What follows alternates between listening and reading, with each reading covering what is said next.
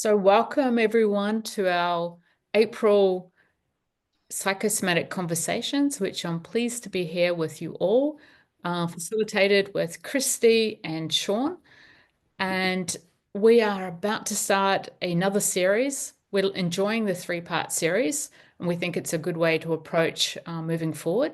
So, today is our first series in part one of three. And we're talking about the foundation of psychosomatics being the somatics as the foundation and the importance of somatics, body sensations, movement, and really taking a look at what separates psychosomatics from some of the other modalities that are out there. All modalities are amazing, all bring something to the table. But for us, we're actually wanting to concentrate on what is it that psychosomatics does differently to those other modalities. Mm. And the most important part, of course, is in the name itself. For those not familiar with the term psychosomatics, we're looking at the psyche being the mind and the soma being the body. So, in taking a look at it, we need to look at a holistic approach, not just understanding the mind, but also how energy is moved through the body. And what better way of looking at how energy moves through the body, but to take a look at some of the body's responses and some of the earlier programming that goes on, literally from the time that you're born, to adaptive patterns. And to also recognize what is your normal? What is your normal is a really, really important part because not everything has to be a trauma related pattern. It's just simply an adaptive pattern of what makes you you. So, really excited to bring this topic to the table. And Christy, I'd like to put it over to you and ask you for some insights maybe on the archetype work that you really enjoy doing archetypes. So maybe you'd like to share a little bit on the archetypes that you've put forward. Yeah, thank you, Linda. I do love the archetypes.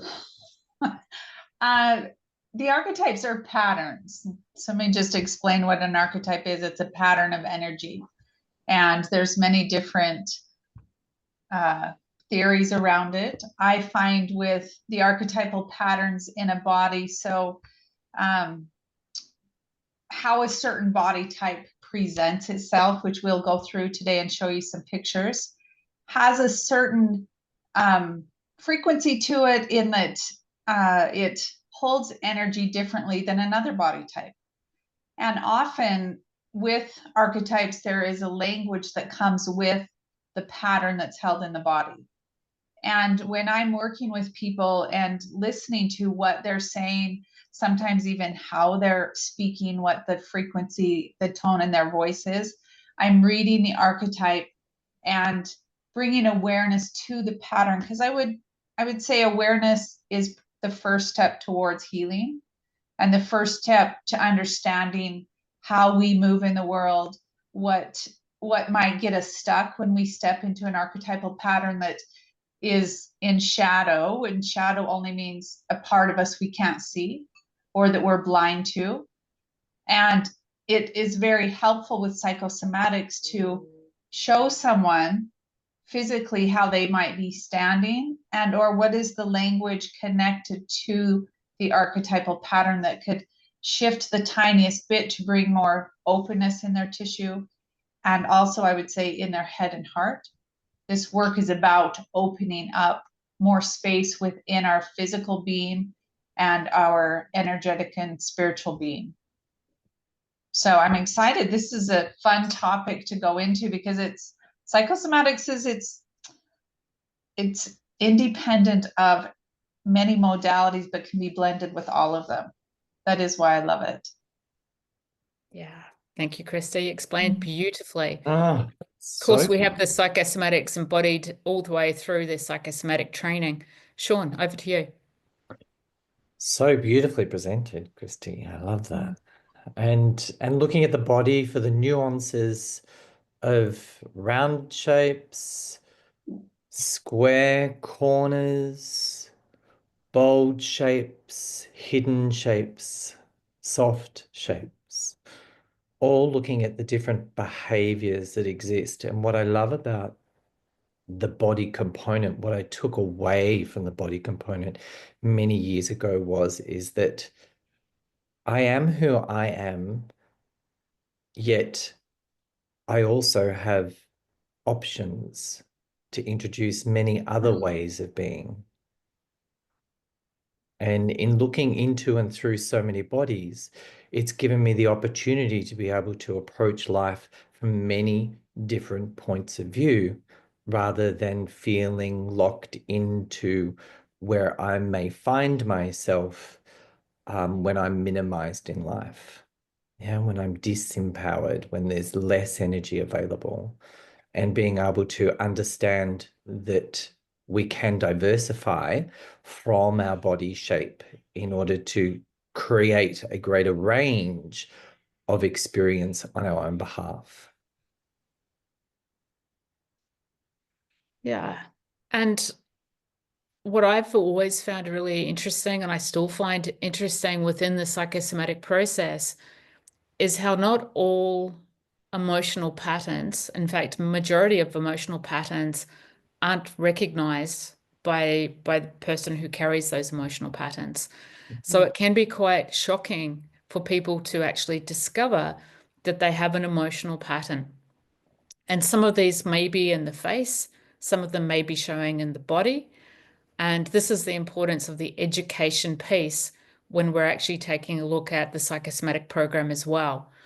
Because just shifting something through somatics without the education piece doesn't always shift the energetic piece. So what we're looking for is also bringing an education piece, which is why we're also doing these conversations, so that that basically slots in to provide a greater tool, a greater understanding for something as an unconscious pattern to move into the conscious field so that it can be literally shifted and changed. Which enables the individual to also create their own change rather than be reliant on somebody else to make that change. Yeah. An example of that could be someone who habitually smiles. And we've probably talked about this in previous sessions, but it's really relevant for this session. So when you habitually smile and you ask somebody to relax their face and the smile is still there, again, that shows an energetic pattern. But it also, you'll notice if you try it on for yourself, if you smile, you can't access all your body sensations. And one of the key things is to come back into a neutral feeling in order to start to feel some of those body sensations. And it can be really difficult if you're already in a charged state. So, working with the nervous system and understanding the nervous system of the various archetypes can bring you down into more of a basic understanding and an awareness of, firstly, how do we calm the body in order to access the feeling. Christy, over to you.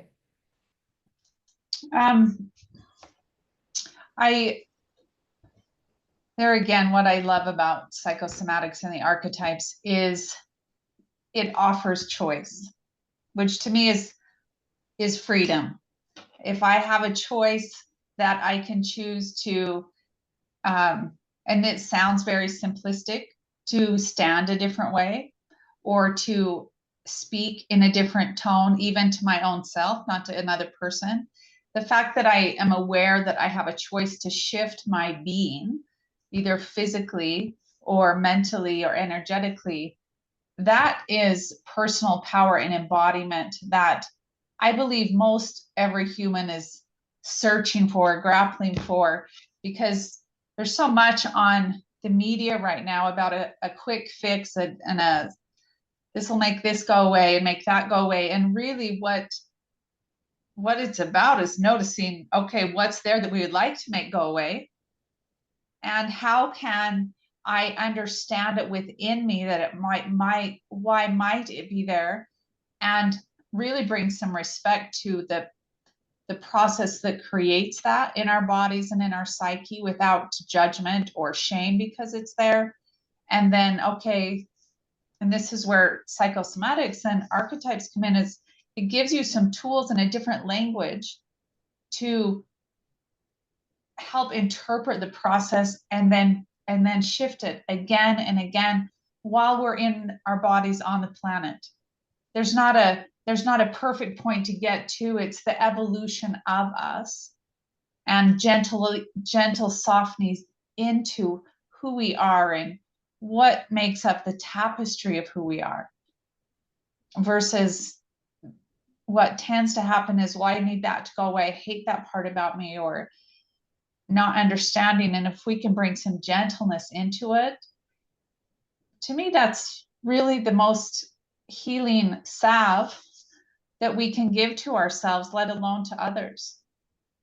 And Yeah. it is a life process. It's not a quick fix. Yeah. The interconnectedness and the relationships that we have to each and every component of our being. Yeah. The gentleness is perhaps the biggest thing that people need to learn. And I love the fact, Christy, you were talking before about the voice and the tone and how much you can start to understand an archetype and what they're likely to present like based on hearing the voice and how fast they speak, the movement, the pitch. It all starts to build a picture of how a person does life. And of course, when we're taking a look at those patterns, we're also looking at default stress patterns. And everyone on the planet has a default stress pattern. And whereabouts in your body, you might like to consider this as a question for yourselves.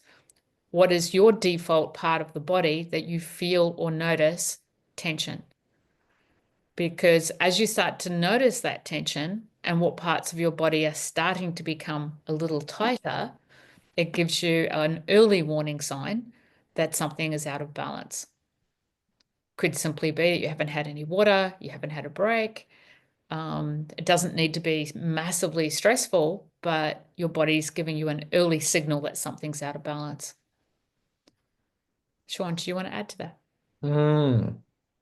Yeah, the conscious awareness between the effects that we feel in our lives and our,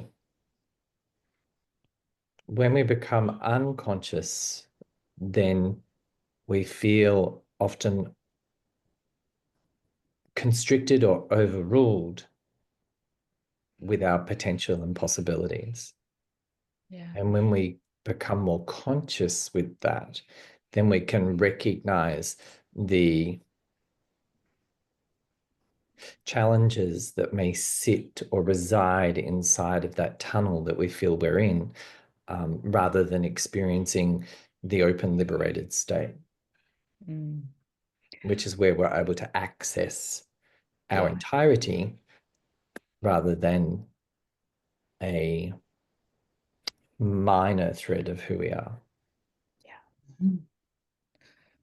My And it's stress, I was going to say, my stress pattern is my neck and my shoulders. I'm just curious if you guys have a part of your body that you would look at as your stress pattern. Mine is a mental overactivity. My brain wants to create solutions around illusions. It just gets preoccupied with what it thinks it needs to fix, which is totally irrelevant, right? But the mind is attempting to do that. And that in turn can create an agitation in the rest of my physical body. I become a little short or sharp or deflective or avoidance, or there's all these other nuances that show up. Yes. I know the short and sharp. My nose is straight to the point. So I too have that in my world, particularly if I'm tired. Wow. Christy, what about you? Well, I have a few.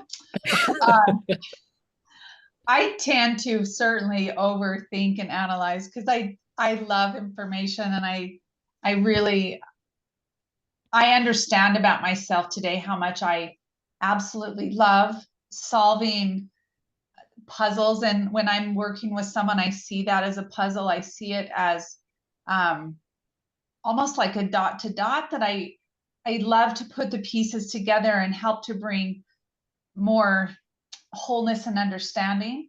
And that also can be where I tend to overthink too much and get attached to trying to figure it out. And when it happens for my own self, because it's difficult to see our own stuff, how I notice it in my body is when I'm sleeping, my hips will be clenched and I can't relax them.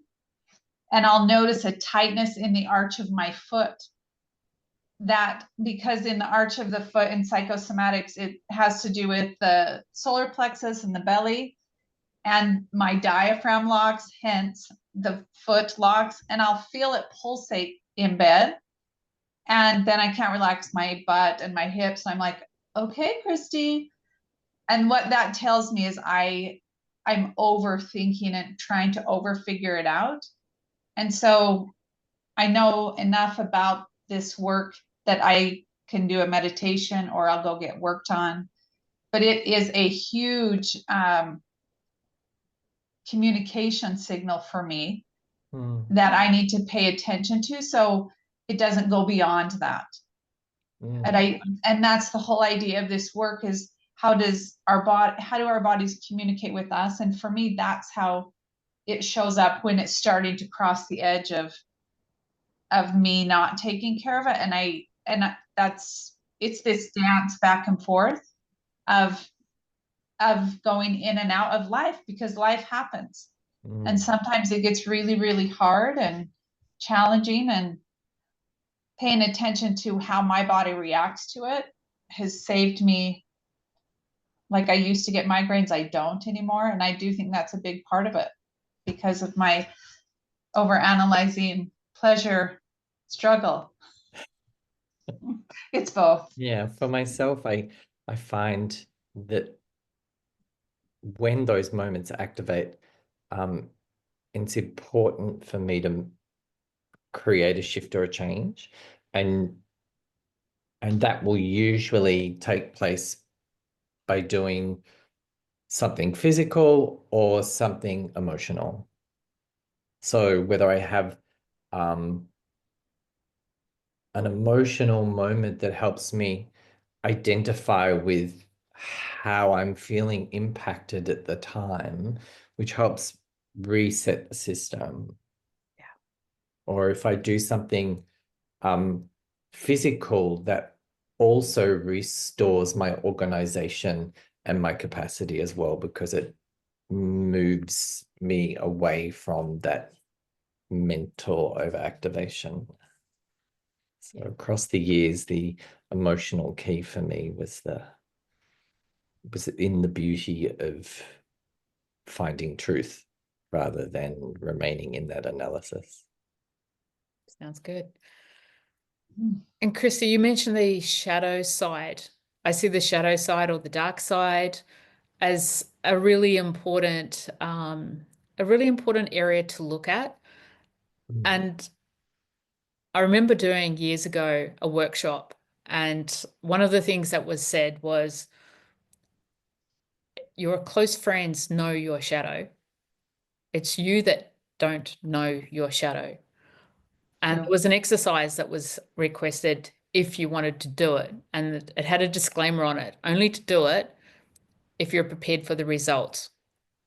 And what it was to ask one of your close friends what your shadow side is.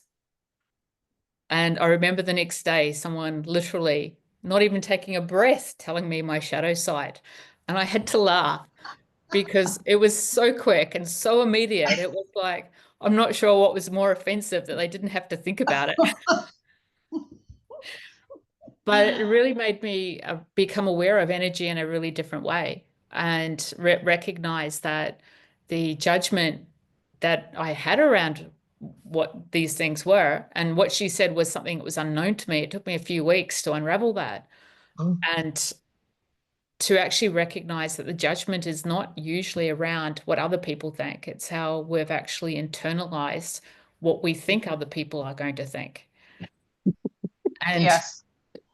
and unraveling that and changing the energetics of that again, it's incredibly liberating with that word choice, that you have a Mm, choice then on how to respond differently to different situations. yes. How will I make friends with this self-professed shadow? Yeah. And then have more access to more energy. Hmm. Yeah, I think that's the mental part of that. And what Linda, I would bring into that with the psychosomatics is, I'm assuming when you heard that and from then you've started to learn where it shows up in your body too. Where it shows up. And it was an invitation. It was an invitation Yeah. which we're constantly in psychosomatics, working with students, working with clients, we're constantly getting people to feel into what it feels like in different body postures, what it feels like. And this is where the feelings actually start. But before the feelings need to be felt, there has to be an openness. Mm, And the openness needs to be created in a safe environment. And the safe environment is often the internal landscape, not so much the outer landscape. Obviously, that's important too, but to actually build a sense of safety on the inside, that it's safe to explore something within yourself.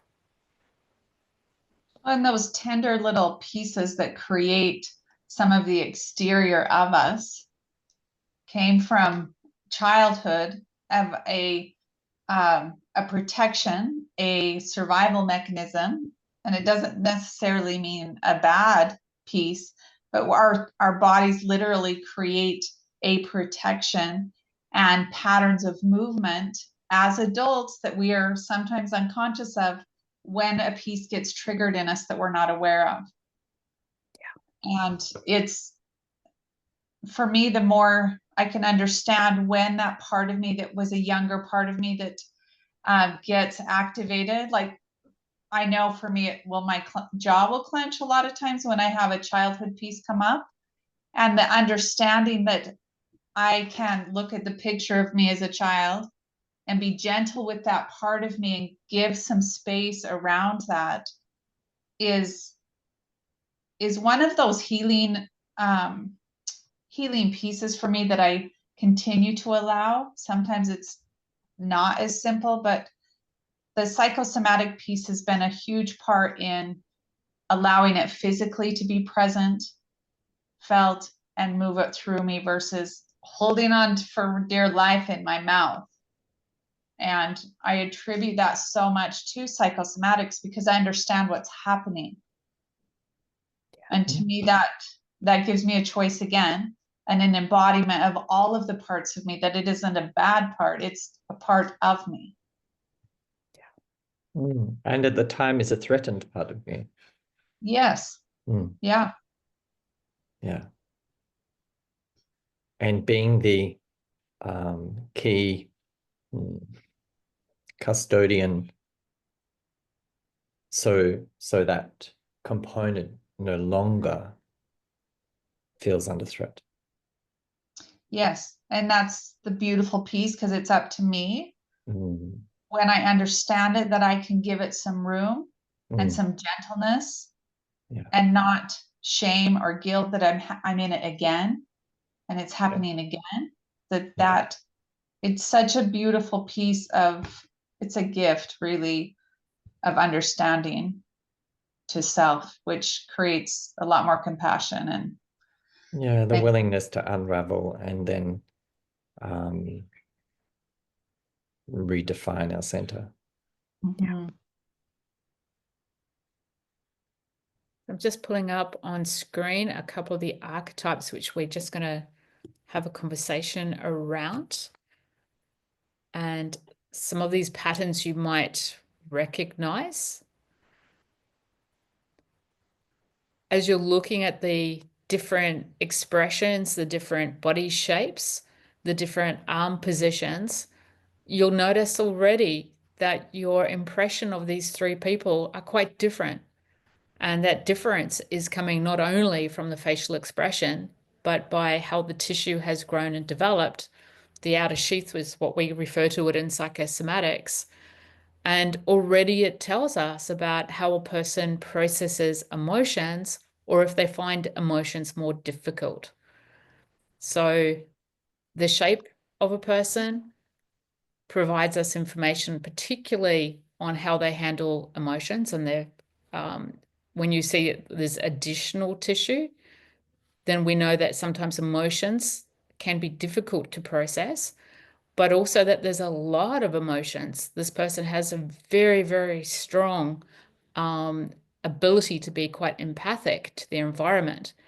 So as you start to reframe for the person, not the negative of how they perceive their body shape to be, but the strength of the empathic nature, and get them to rebuild and reshape some of their self-imagery based on the strength of who they are rather than that perceived judgment.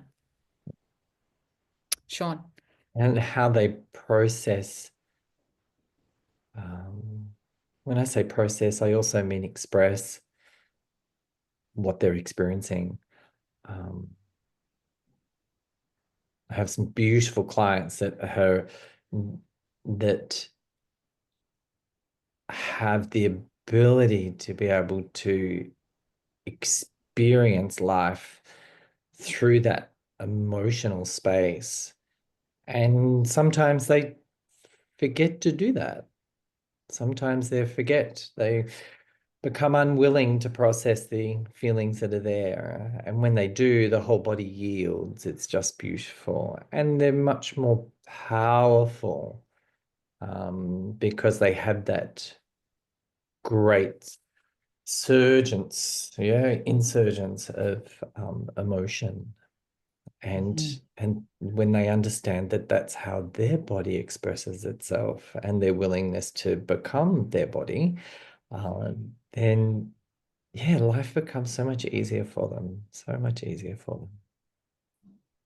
Yeah, but the gentleman in the center, we see a lot more regimentation there. Yes, his image is already showing us of a particular aspect of society where it runs on organization and form in that way.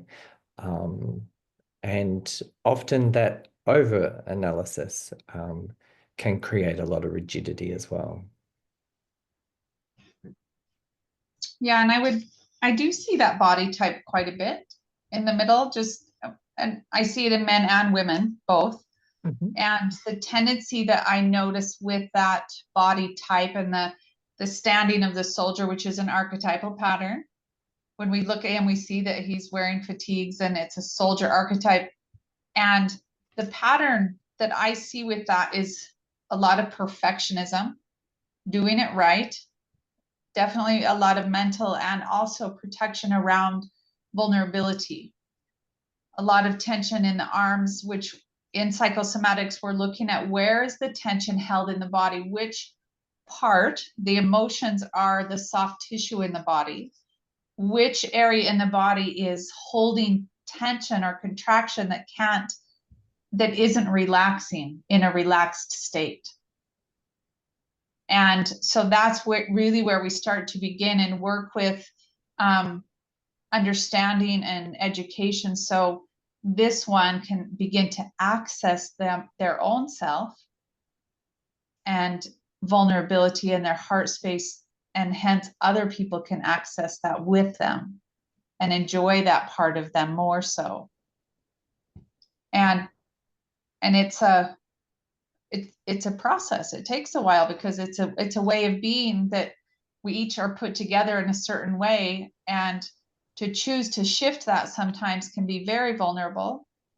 Sometimes can be very irritating because it requires an emotional shift in us. And I would say many people, that's what we're looking for. How do we do that? It's not just a mental construct of how do I do that. I had a client the other day that this is a very good example because I've had so many people come in and talk about the book, Just Let Them, which is a mental construct. Very easy to understand. I agree with the book. And what we were talking about is, okay, but what's the agitation under let them? Because what's happening in your body isn't being processed. You're trying to outthink why you would even say just let them. And there was an aha moment of, oh, I have to do that part too, because she was having her pattern is diarrhea and constriction with the bowel. And yes, she just let them, and she wasn't processing what was happening underneath it. And the body was still reacting, even though her mind said, nope, I'm not going to do that. The body's like, but we are doing that. And that's the beautiful part about psychosomatics, because afterwards she's like, oh, so I can work with both my heart and mind and understand it. And then there was like what Sean was talking about, that surge in the body of the breath and the few tears, which is good. And then, and she was able to let them move on from there, which I think as humans, we forget that the body's included in that mental push. How often does the mind just create logic? Oh, every It day. sounds like the right thing to do, and the body's having a completely different experience.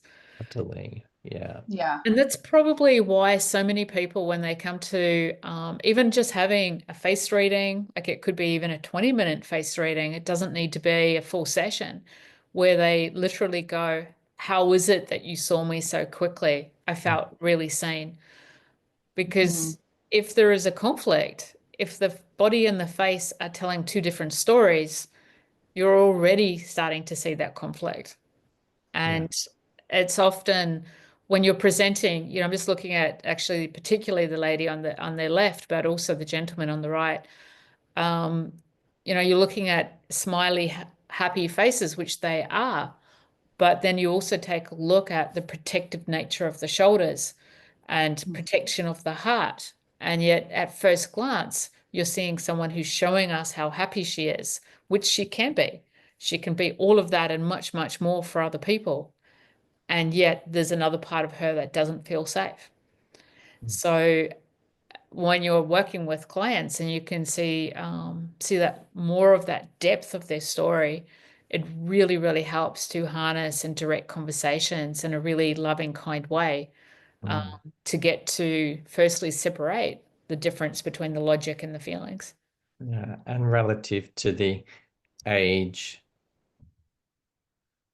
So when I say relative to the age of the creation of how that occurred, so whether it's under 5, whether it's between 5 to 10, whether it's between 10 to 15, 15 to 20, there's all different maturities inside of that. And there's also different stages of vulnerability inside of that, that we create nuances around in order to have a perceived sense of protection. And yet the true nature of who we are resides underneath, beyond that.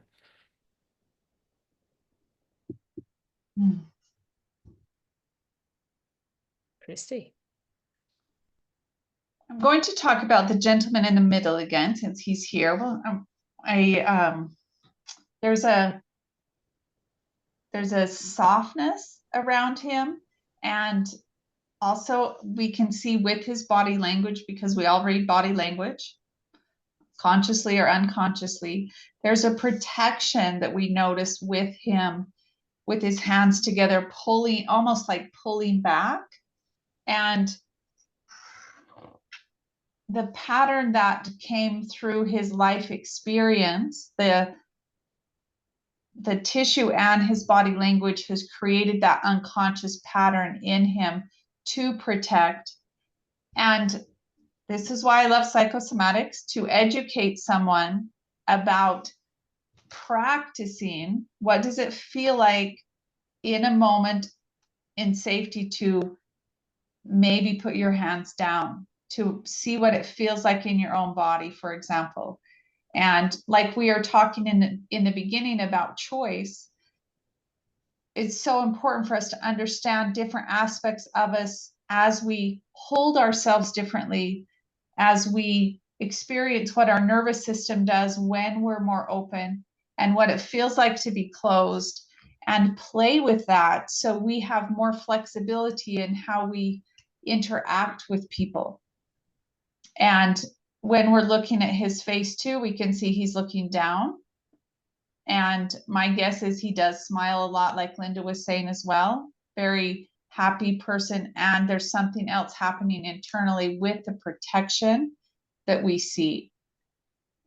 So it certainly shows us different aspects of what he might not be able to see, for example.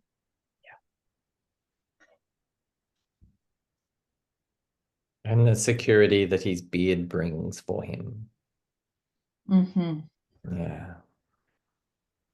Yeah. And it's really, we're so influenced by what society presents as healthy. And that creates a lot of confusion. It creates a lot of expectation.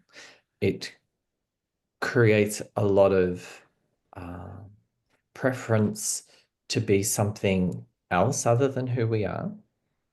And I'm highlighting that because it often we have this image of what we would like our body to be rather than actually assimilate with how our body is. Mm. So when we assimilate with how our body is, a lot of the unconscious autonomy that locks things in place also disintegrates. And that's when we also have a moment where we actually enjoy our body and like our body and appreciate the flesh that we reside in. And that in itself changes the nuances of how the tissue holds or binds. And I'm saying those things because when we look at the other two pictures, the gentleman with his arm position, showing strength, bold, capacity, capability, and if that is a practice that we imbibe every day, it forces us into a being that may not connect completely with who we are as an individual. Yes, they're mannerisms that we bring to the table, but is it who we are? And then when we move across to the lady on the right, we can see there's very minimal flesh here and a lot of bone. Yeah, we're seeing the structure. So things hit to the bone very quickly due to the minimization of the tissue. But the minimization of the tissue is also where our emotional maturity takes place. So even in that statement, we can hear some of her challenges and we can also approach her with the understandings that are essential for her circumstances and where she is. So it's being able to completely help her reorganize how she experiences herself so that emotional element can give rise. It's safe to give rise to the deeply vulnerable self. Because when we move everything to the back like that, then we know there's a fair bit of history going on. We know that there are secrets when we put things to the back. It's sort of like putting it to the back of the cupboard. So it can't be seen or found. And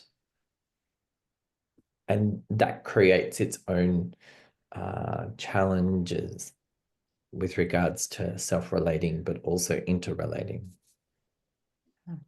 And also recognizing that at some point in time that it will have felt for her that it has been a pattern that has served her well because her emotions were so overwhelming that she was trying to avoid the emotions and trying to avoid whatever was happening in her life at that time. Mm. And it doesn't always, again, have to be extreme, but often it can be extreme. Often survival. Yeah. It's the feelings that were her feelings that she's trying to cope with. And this is the same with all of the patterns that we see, you know, as they start when you're in childhood or young, the feeling of needing to take up more space. I'm just going back to the gentleman on the left. Um, when someone takes up more space with their arm positions and their feet space, I know it as a body language tool, it was suggested at some point in time for people to do the powerhouse position and actually take up more space. But if we see that pattern going on, extending on for a long period of time, for us, it's like almost like a false sense of security. So that is the bravado, obviously, Sean, that you were referring to as well. Mm. And Yep. returning to neutral, you know, returning to that neutral and creating again that safe space. It's really important. It's also where we discover authenticity, right? It's you know, it's very much that. And Leanne's just put something in the chat. Does back pain have a relation to secrets? Putting things behind you, but not speaking up, creating tension in the back. And I need to say yes, but it's not the entire story either. The spine is the column that holds us erect as a person, but it's also how we access ourselves. It's called the alignment. And when there is back pain, then we're also aware of where we're finding it difficult to trust in our foundation for that moment of capacity through something. So yes, the back will be part of ourselves that is having a conversation within ourselves that hasn't quite completed that with whatever is taking place as our reality. So we need to continually bring that through. Yes, Christy. Yeah, I would add to that, depending on where in the back it is very relative to what question for me when I'm working with someone, how I would ask that. Because the back's pretty big and there's every area of the body in psychosomatics has a specific energy center with it that has traits that we hold based on that in psychosomatics. And so it would depend, on where it is in the back to have more understanding about why there might be back pain and the pattern even of the structure of how someone actually might be standing can create that. And that's also part of understanding psychosomatics, that our posture literally is communicating to us first and foremost what's happening internally and then what's happening externally. And she's just extended that question with regards to scoliosis. And scoliosis is bone orientated, and bone orientation is very much looking at what mentally are we creating? What are my thoughts driving, or what are my thoughts preferring to duck and weave around? What is it that is being a severe anchor in a direction for what particular reason? Yeah, and that in turn creates an effect over the emotions, which means the muscles themselves also become contorted by what's occurring. So yes, they are very deep-rooted patterns. Yeah.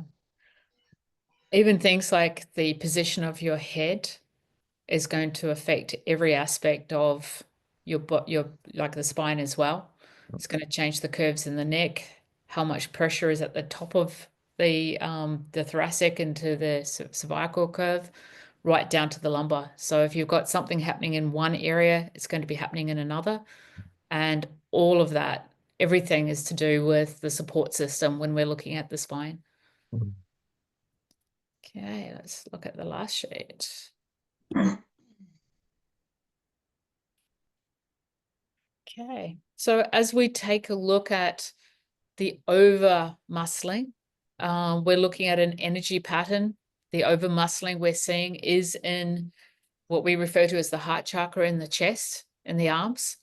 And what we're seeing is a pattern which is quite protective. It's going to feel like as we go and give this person a hug, it's going to feel quite armored and more difficult to actually connect with. But we usually find someone who's got quite a soft and gentle heart in the middle of this protection. And yet there is so much build up. Obviously, he's probably doing competition. Mm-hmm. Yeah. Every time my boys come home from the gym, that's what I get. Mom, feel this. That Yeah. V that you can see under his arms. Because they Yeah. work years and years to get that to V. And yeah, and I get to feel their biceps, and because they're so proud of that. And yeah, the tendency around that is the archetypal pattern of strength and warrior, and that's who has to show up all the time, and I have to be tough in every situation, and that cannot be maintained long term because we're not put together that way, and it can create all kinds of other issues if there isn't balance within his own psyche, within his own awareness of, can I soften when I'm not on? Can I soften when someone wants to be in communion with me? How does that look? Or is that warrior archetype in charge 24/7? That's a lot of effort long term that can make all kinds of issues happen. And the softening is such an important part. Otherwise, the nervous system is always on. Mm-hmm. And that creates so many other disturbances in the body systems. Yeah. But yeah, nicely pointed out. Thank you, Christy. Mm-hmm. And the young girl on the right-hand side, we're noticing a particular look. She's got a very healthy physique. So it's more the language of her hands and the overextension of her elbows that, she's trying to present quite strong, and she is strong. But at some point in time, she also may need to relax and be open to the emotions coming through. Because as we see the closed fist, we're noticing immediately that her mind is overactivated. So some tweaking to assist her would be really great. Yeah, for her to be able to enjoy the vulnerability and sensitivity that's there, knowing that exchange will create generosity within her, rather than overprotective mechanisms, other ways to keep yourself safe and protected. Mm-hmm. And I find when I work with women like that, and also the gentlemen, well, all three of them, there tends to be a pattern, a physical pattern long term, that is a locked diaphragm, which is in psychosomatics, it's the identity and sense of self, right, in your diaphragm. And when it is locked long term for years, it's very difficult to access that vulnerable, soft part of self. And there's all different ways to soften that diaphragm to allow it to move in an easier way. So you have less physical pain, let alone such containment energetically that isn't very mobile. It's, as we can see, all of their bodies are really strong and beautiful, and there's not a lot of flexibility within the sense that we get from it. Which often holds life out rather than let life in. Yeah. Good example. And that's the balance, is the in and the out, not just keeping life out, We need to let life in so I can experience it, so I can be informed by it, so I can grow from it. Mhm. And as you look at this young girl as well, you can see she's got quite a small chin and she's got a really big gap between her eye and her eyebrows. So emotionally, she's like so sensitive. That desire to try to lock that part out is something that when she does come into her emotional strength, like she'll be a real powerhouse. She probably already is, but she'll come into that even more, which is beautiful to see. Yeah. Yeah. And it's interesting as well when we start to, take a look at, I refer to them as tweaks, because majority of people that come in, obviously there are some people that come in with severe trauma histories that are not enjoying life at all, but there's a huge number of clients that are actually living life well. And as they sit down, they've got so many gifts and just their presence and their being, their nature of who they are, their energetic flow works really well for them. But there's something that stops them from really enjoying all of who they are. And so the tweak doesn't have to be years and years and years of therapy. The tweak can be um, some changes in the understanding, some changes in the energetic field, and some of the basic things like posture. Posture is basic and yet it is life changing.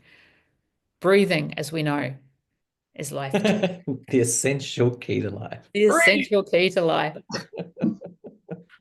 Can't be without it for more than a few seconds or a few minutes. It's true. It's true.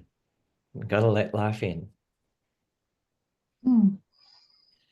Yeah, those are good examples, Linda, because we all, I think, can relate to some of those archetypal patterns in the body. And as we relate to them and understand ourselves better, the whole idea is to create more space within ourselves on all levels. Yeah. So we can enjoy the life we have with more flexibility and compassion. And I was thinking, Linda, yeah, so you don't have to have years of therapy. Yes, and I'm like, well, It's a it's student, it's you become more of a student of life, Yeah, it is that. learning from like it every is that. day with a kindness and generosity of spirit that allows Yeah. it to just be part of life. Yeah. And the cool thing about psychosomatics that I see with the people that I see is we do a piece and then they come back later and it's shifted. They've expanded on it. And I love that. That's Mhm. really what moves me and continues to push me in this work is I love to see the transformation that happens on an energetic and soul level as well as the physical level because they all happen together. It isn't one without the other. And to me, that's the most fantastic Inclusion, thing the ever. ultimate inclusion. Yeah, staying Yes. connected to all parts of ourselves simultaneously, the ultimate inclusion. Yeah. I was just reflecting as well on some of our slimmer clients that are students that have come through with very minimalistic tissue. Mm. And, I was speaking to one such student yesterday, and she's put on a bit of weight, and she was basically telling me about how her life has changed. And she had a daughter. She had a daughter in her car yesterday, and she's going, my whole personality has changed. But she's really allowing the feeling body to have a presence. But not Nice. only just in one example, I'm just thinking of the numerous people that Mm. have gone through a lifetime of not being able to put on weight and then find that the life changes as they're able to hold their emotional space. Mm. Yeah. Yeah, it's finally safe to be emotional. Yes. Mm. Indeed. Do Beautiful we have example. any questions from anyone that is here with us today? I might take us off spotlight for a second.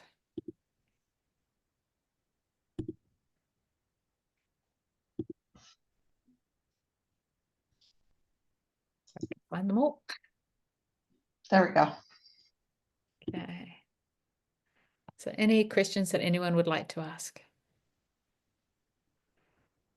Okay, we've got a question from Lou.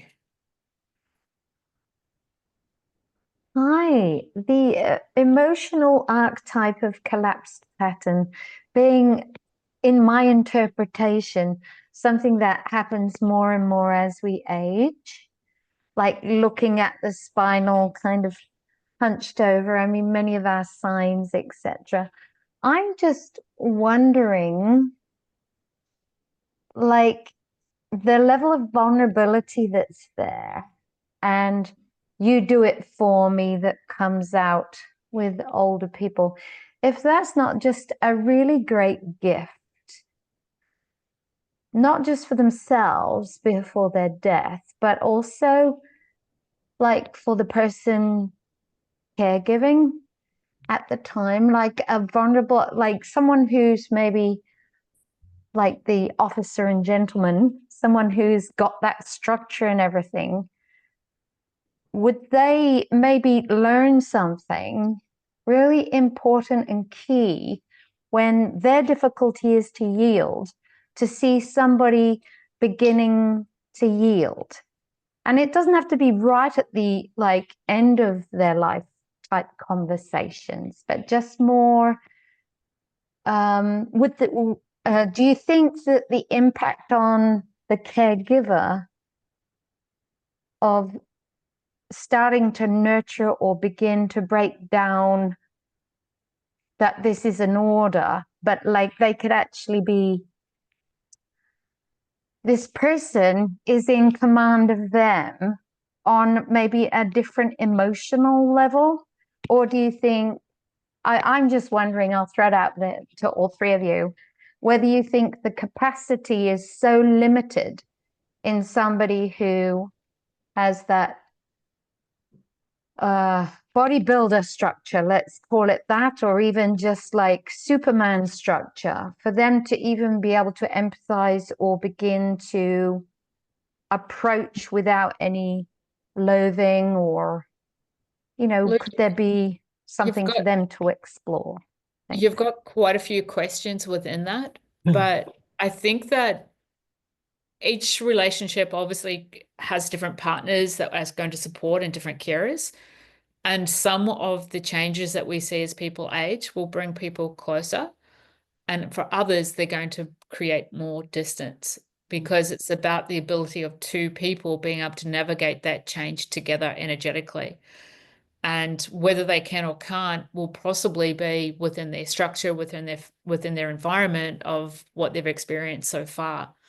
But I can say with the hero archetype, when they no longer need to be the hero, and when they feel comfortable enough to allow the vulnerability in, quite often that tissue will go from being quite hardened on alert to more of a really healthy, responsive tissue.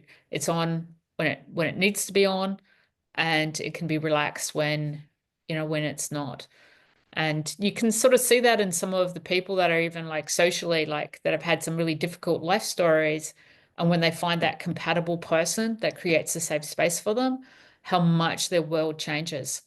And it's always really interesting just to see how people evolve and change and recognize the supportive patterns that allow them to change their own attitudes.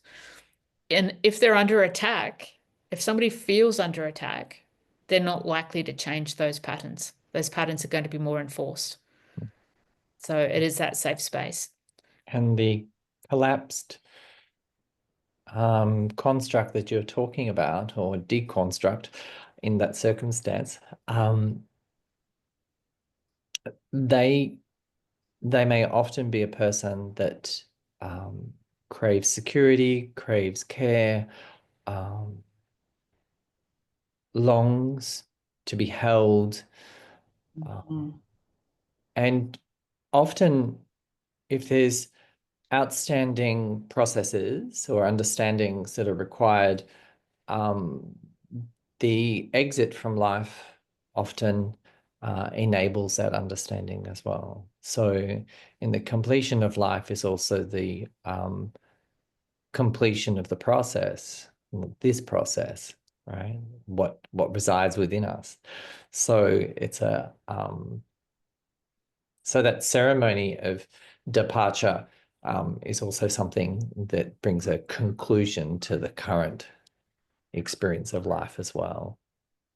And I also believe that it doesn't matter how old we are, we can change. We can invite in a shift of softness. And it is the invitation and curiosity that we as human beings can do if we choose to. But it is a choice, again. And sometimes that choice isn't made in that direction for various reasons. Yeah.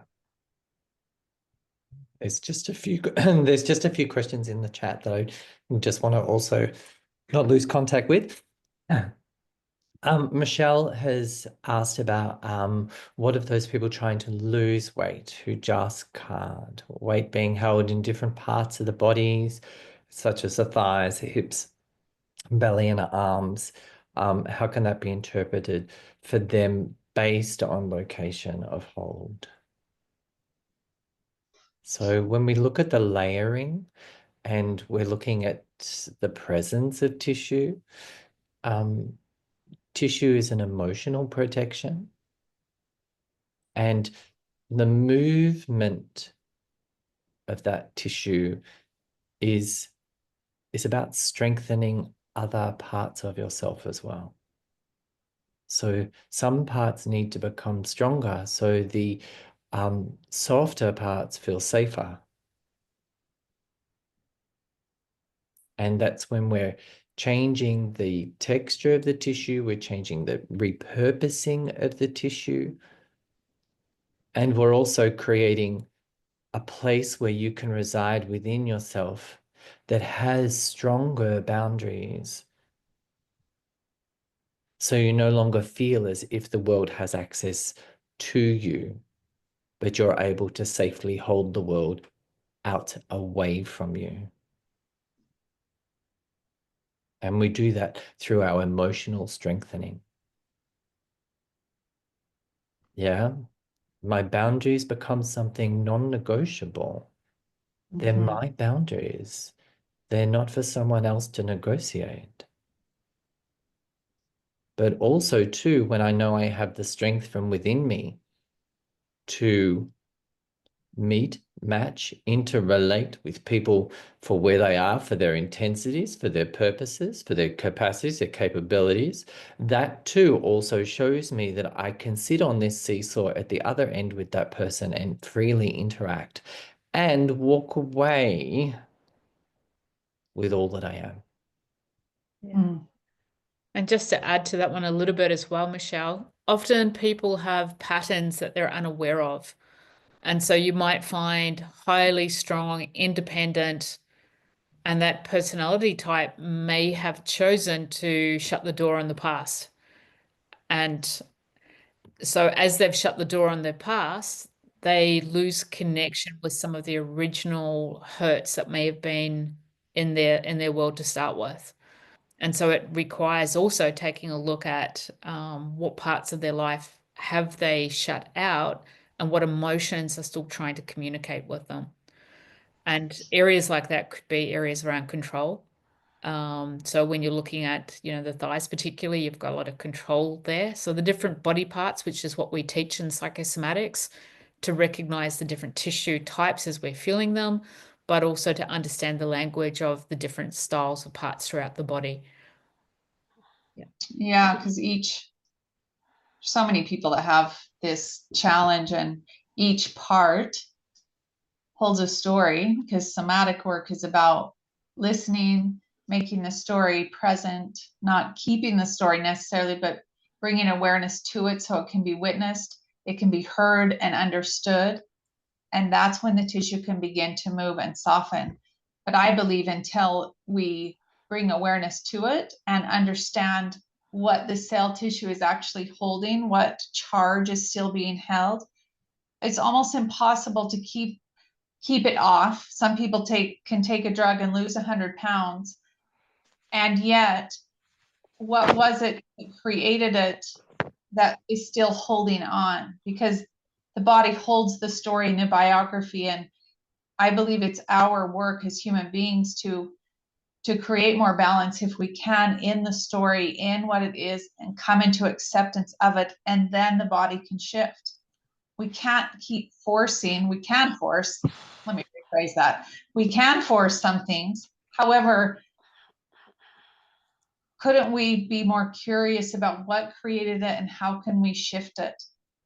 Because our bodies are our own sacred space.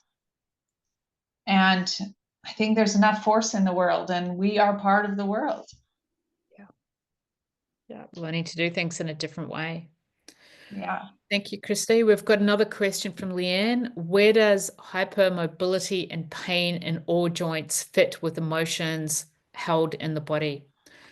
So that's a great question as well. And when you're looking at hypermobility, you're often looking at people that may go to the boundaries, to the edge of the boundaries. They want to sometimes go further. And so part of their lesson is to actually learn how to come back and do a little bit less and put in place the required energy to hold a boundary in place rather than go to the extreme.